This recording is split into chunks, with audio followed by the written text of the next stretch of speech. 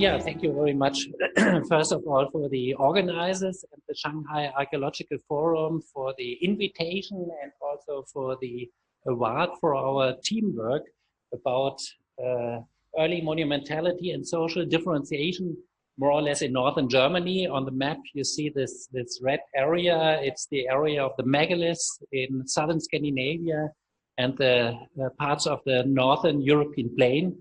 You also could observe on the map that the age of the megaliths in this area is, let's say, starting around 3,600, 3,700 BC, and in this respect much younger than, for example, in northwestern France, where European megaliths are already known around 4,600 BC. So we are talking about a special area. And this special area is somehow linked from a chronological point of view with the Neolithization processes which take place in southern Scandinavia and northern Germany. So this yellowish area and on the British Isles around 4,100 BC starting.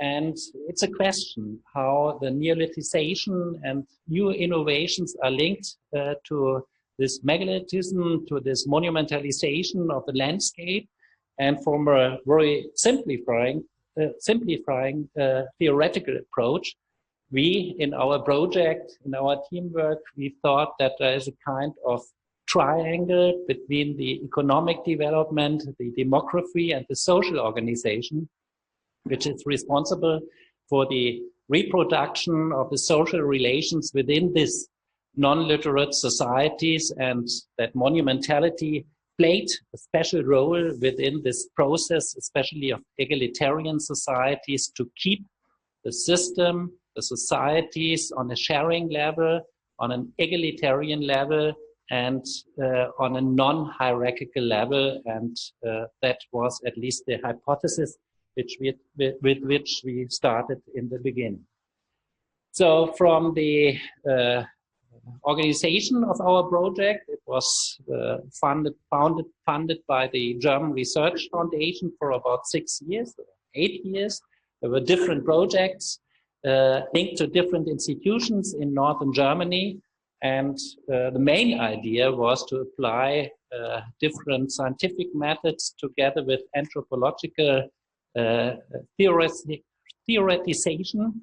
And when we started the project, it was quite clear that, for example, the research in the neighboring countries, in Poland, in the Netherlands, in Scandinavia, was much ahead to the situation in northern Germany, because there was a kind of research gap of about 20 years of mainly typological studies, and we wanted to overcome this situation with our project. So we are talking about 12,000 megaliths, which are still present in this southern Scandinavia and northern German area. And different calculations showed clearly that originally we were dealing with about 75,000 monuments which existed in this area. And for example, in the southern part of the Cimbrian Peninsula, it is quite clear that in Neolithic times, if you walked about 10 hours or 12 hours, you would observe the next megalith and the next construction place of a megalith, for example, around 3,500 BC. So there is a huge change of the landscape and the first creation of a cultural landscape in this area of, in this small area of the world. Nevertheless, on the one hand, there are these megaliths. On the other hand, there are causewayed enclosures. These are ritual places. So some kind of elongated pits around areas of 2 to 3, 4, 5, 6 hectares, enclosing the space for ritual purposes, and the ritual changes which we observe in Europe at these times. They start here, for example, in the Paris Basin around 4,600 BC, and like a kind of weather front, they get to the east, to central Germany and southern Scandinavia much later. But they are linked with the idea of monumentality of these sharing communities. And these two types of monuments were in the center of our cooperative project. From the methodological background, our fieldwork, our excavations were mainly linked to the question of the reconstruction of the depositional processes, to the typological differentiation of the huge materials which were excavated. And in contrast to other areas of Europe, we are dealing with thousands and thousands of very well decorated pottery, this funnel beaker pottery, which is linked to this megaliths, and with different Bayesian statistics and heuristic methods, we came up with some ideas about the chronological development. The second pillar of our interpretation for ethno-archaeological expeditions to Sumba and Nagaland, so to areas of the world where megaliths are still erected today or in recent times. And on the one hand with interview techniques, and on the other hand with the documentation of the monuments in the villages, for example, here in Sumba or in Nagaland, at least it was possible from a structural point of view to compare different kinds of societies which are creating megaliths. In our opinion, and I explained that in the beginning, so the question of the environmental development and of the subsistence economy, or the technological changes, how to organize the subsistence, are very important. And for that reason, in northern Germany, there are, I would say, perfect archives, this laminated lake sediments with the year-ring chronology for the reconstruction of the vegetation and human impact background, beside the analysis of macro remains. And this was done, for example, by Walter Dörfler and Ingo Feser within our project. Just to show you one of or the dense results of one of this laminated pollen analysis, became quite clear that around 5100 BC, a kind of horticulture with a slash and burn background developed in northern Germany until 3600 BC. Around 3600 BC, this land openings are quite visible with the introduction of the animal-driven plow and also with the wheel. And this is a period, the greenish period there within the pollen profile between 3600 and 3100 BC, where these huge land openings took place, and the restructuring of the landscape was associated from a social point of view of the landscape by the erection of these new symbols of the time, the megaliths. But all started more or less, and in the beginning you saw this yellowish Neolithization phase around 4100 BC with 40 bad year events between 4050 and 4010 BC. No stagnation of the sedimentation is visible in this laminated sediments, and it is quite clear that the people, the foragers, they dealt with very, very bad conditions which influenced or destroyed maybe around 30 to 30% of their subsistence base. So they had to open up their networks, and they had to change into new types of, or at least a diversification of their subsistence background. And that's this reddish area, the horticultural area without big influences first on the landscape openings, and then this this blackish area, the agricultural period where these land openings took place. And V.P. Kirleis was able to display the change, for example, also from a diversity of the cereal cereals used in the beginning, many cereal types, to the reduction of 2 and the stabilization of the subsistence system. From a quantitative point of view, if we link the paleoecological and the economic evidence, and that's more or less visible in the top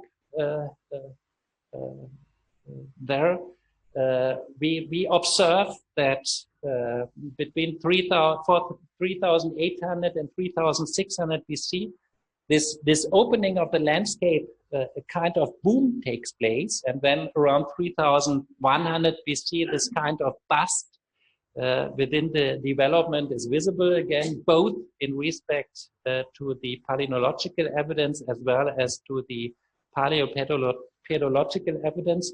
And if we take, and I know that's in discussion, if we take the some calibrations of the C14 dates as a kind of proxy for the population development, it's also obvious that we are dealing around 3,600 BC with a kind of population bust in this area, and a kind of, boom in this area, and then around 3,100 BC, again, a type of bust. And this is also reflected in the number of the megaliths. So if we continue with the quantification, monumental booms in this northern area, it is quite clear that we are talking about 3 different periods of monumental booms between, if you look at the pattern there, between 3,600 and 3,100 BC, the megalithic boom, the erection of monuments for collective burials, for cooperative purposes. So, for example, in a small area of Schleswig-Holstein, around 40,000 square kilometers, 3,000 megaliths, which were erected around 3,200 BC.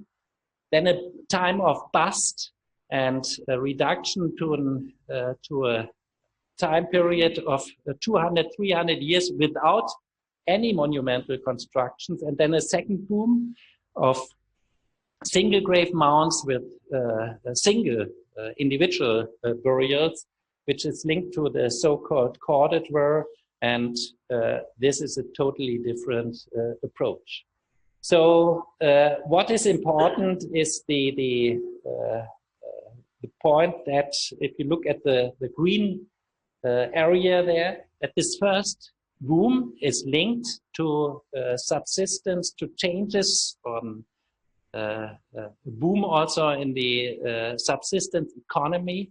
And it seems to be that at this period, it is quite clear that the subsistence activities in the subsistence economy are responsible for gaining prestige within this society. If we look at the isotope evidence, I don't want to go into detail here. It shows that each area is very conformistic also in respect to the ecological background, and that in each of these areas, for example, near the coast, people are gaining their subsistence from fishing, and others from agriculture in the hinterland. But on the same cultural background. People are living in houses, and this was not quite clear in the beginning. 5 to 15 meter houses like this house from Rastorf, reconstructed with a height of 7 meters. So in itself, monumental. And they are living in settlements. If you look at the reconstruction of the Neolithic coastline here to the left, the dots, these are the settlements, these are the sites which are in the deeper areas, while in the hinterland you find the megaliths, and within this wetland area they lived on the islands and peninsulas, and there existed villages starting around 3,200 BC. So, like here, for example, in a very dense area, these are 500 to 500 meters with at least 6 settlements which existed contemporary.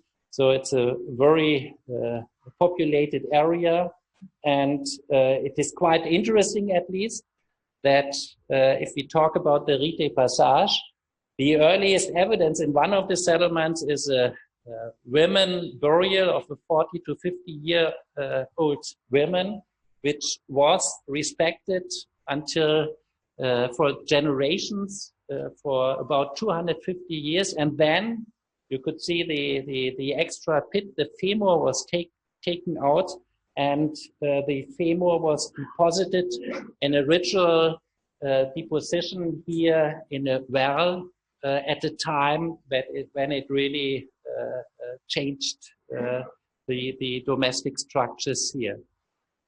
So the background idea is that a memorization of took place within this domestic sphere, but also in connection with the handling of the ancestors and the bones, and that this female founder of the village was respected for many generations. So that's at least the situation in the south. If we talk about the burials, there are non-megalithic long mounds before the megalithic period, before this first cultural landscape in this area. And this non-megalithic long mounds, they are integrated into the landscape. And the excavations, for example, showed that these non-megalithic monuments were changed at a certain time, in many cases, into megaliths. They were erected in this area here around 3700 BC, and then around 3650 BC. This megalithic phase started, and this was linked to a change of the spatial organization of the societies. To the left, the non-megalithic period before 3650 BC, with the clustering of the monuments, and to the right, the megalithic phase, where these megaliths constructed along the trackways, and the dot in the center is a causeway enclosure. So it's a restructuring of the landscape which takes place with this economic changes. Causeway enclosures, ritual landscapes. This bluish area there is a 5.6 hectare causeway enclosure, which is linked to this cemetery, non-megalithic and megalithic cemetery nearby. And with our dating method, it was possible to synchronize the chronologies of these different sites. The causeway enclosure, which is linked at different periods to this Borgstedt megalithic, non-megalithic cemetery, which we ourselves call a little bit the IKEA of the megaliths in northern Germany, because every different type of megalith is represented there. But in principle, what's important for me, the changes of the landscape within this local area did not destroy the memorization which takes place for hundreds of years within this area in the combined appearance of these causeway enclosures and the megaliths.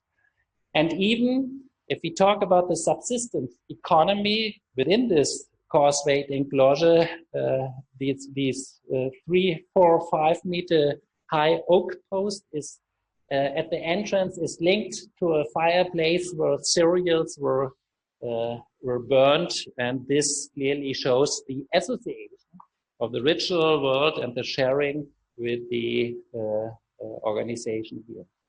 Last but not least, the megaliths. I mean, there is in northern Germany and southern Scandinavia for generations research on these megaliths. In principle, they are very simple. You get dolmen, you get passage graves, and the typology is quite clear of these different monuments, starting their development around 3800 BC, more or less in the north, and then reaching different areas of northern Germany. And this is a site, Flintbeck. If you look at the plan, it developed in a way that different single graves with different mounds were united to a kind of long mound and then mirrored. And the dolmen was erected And the wagon, there are the oldest wagon tracks of Europe around 3400 BC. They are linked to ritual activities at this site, which is placed in an open landscape where the plow marks are visible near the site. And this kind of long history, longue durée of the monuments is also visible at other monuments. Rastorf, you already saw the house. A dolmen was placed in the center of this house around 3550 BC. And this dolmen later on was elongated, for example, also with this long mound, which is in the symmetry of the house, which existed around 3600 BC. And this shows again that this kind of memorization took place here. This kind of longue durée of these megaliths, as in my opinion, symbols of a society which is not based on competition but of sharing, is also visible in this passage grave, which it has this more or less tripartite division of the inner part, which might be visible here. And in the important aspect with the 85 C14 dates, it was quite clear to demonstrate that this chamber, which was erected around 3350 BC, was kept open until 2100 BC for hundreds of years, and that the assemblage of TRB pots, which were deposited there around 3100 BC, was respected generation after generation and not destroyed. And again, it is quite clear that this memorization of active memories and social memories was changed into this world of myths, which were presented within these monuments, and that was a kind of mean also, with different activities at the sites which continued in the use of this monument. So in the end, we are talking about monuments which do not show any sign of vertical social differentiation within these sites. This system was destroyed around 3100 BC, but that's a different story. And this kind of egalitarian society, to keep it egalitarian, to keep the society in the way that warfare, for example, is not an aspect of these societies, this is probably the sense of all the investment which was done by these communities into these monuments.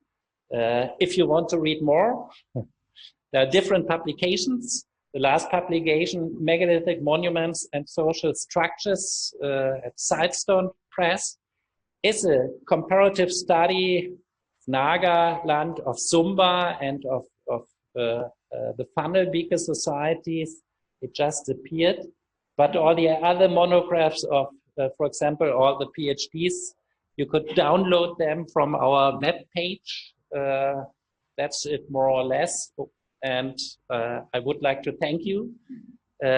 So I think this project is a kind of teamwork, and for the stability of the team, also we need some sharing activities, and the kind of sharing activities is from time to time to reconstruct a megalith, for example, here on the campus of the University Kiel.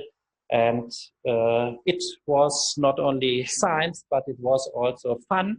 And I think that's most important for perhaps successful projects. Thank you.